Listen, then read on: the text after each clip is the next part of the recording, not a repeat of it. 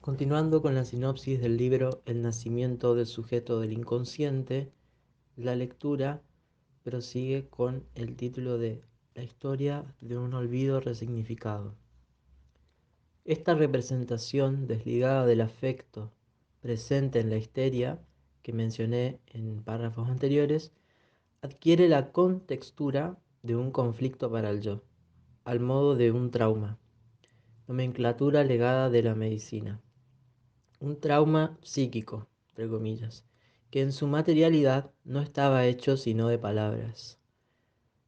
Dice Freud, existe, por así decir, un propósito de expresar el estado psíquico mediante uno corporal, para lo cual el uso lingüístico ofrece los puentes. Por otra vía, el afecto investiga al cuerpo, implicándose como un modo de satisfacción, no para el paciente, sino para el saber. Y, para influir sobre él de forma indirecta, el lenguaje ofrecía los medios.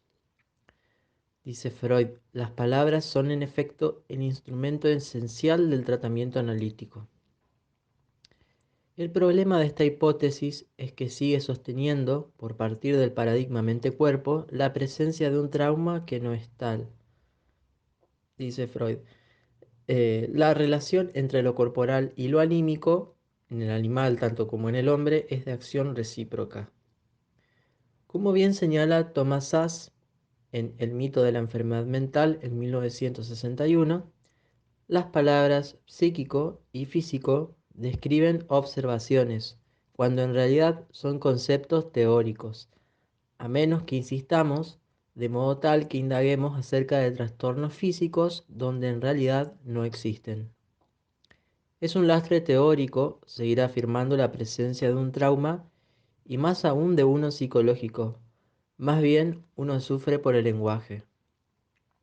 Entonces, volviendo al material del trauma psíquico, el médico debía ponerse a escuchar, y lo que alojaba eran historias de padecimientos. Se asiste a una serie de sucesos plenos de afecto, toda una historia de padecimientos, dice Freud, que estaban implicados en el síntoma al modo de un saber. En términos utilizados por Lacan sería un saber no sabido. Comunicar la resolución de un solo síntoma en verdad coincide con la tarea de exponer un historial clínico completo, dice Freud. Bonoris señala que era un cuerpo que traía consigo un mensaje a descifrar. Era un cuerpo que quería decir algo, que cargaba consigo una verdad, y que será preciso emprender un largo rodeo para hacer comprensible el modo en que la ciencia consigue devolver a la palabra una parte siquiera de su pristino poder ensalmador, dice Freud. Para alojar la escucha, Freud partió, años más tarde de haber dado con la idea, la importancia de las palabras, del método de la asociación libre, que consiste en comunicar al paciente que hable de lo que sea, sin tapujos. Dice Freud, me resolví a partir de la premisa de que también mis pacientes sabían todo aquello que pudiera tener una significatividad patógena, y que solo era cuestión de constreñirlos a comunicarlo. Curioso estado en que uno sabe algo y al mismo tiempo no lo sabe. Es importante aclarar que en realidad no se asocia al azar, y lo que favorece el comunicado del analista, es el cuidado del analizado en sus palabras.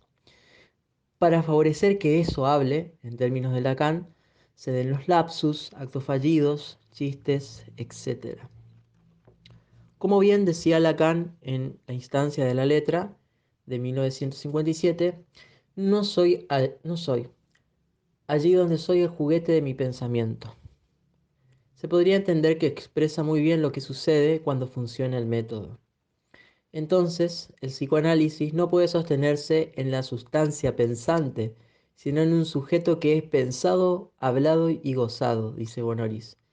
Y tampoco puede sostenerse en una sustancia extensa, como dice Lacan, un cuerpo que simboliza al otro, y que acaso consta de algo que permite establecer otra forma de sustancia, la sustancia gozante. No se goza sino corporeizándolo de manera significante. lo cual implica algo distinto del partes extra partes de la sustancia extensa.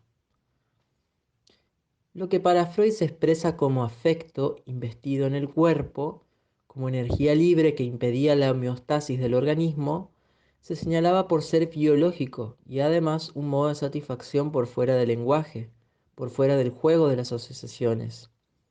En cambio, para Lacan el afecto sería la dimensión del cuerpo erógeno del cual el gozo es causa eficiente del lenguaje, que señala los significantes que implican un saber no sabido. Dice Lacan, el discurso de la histérica le enseñó esa otra sustancia, que cabe toda entera en esto. Hay significante.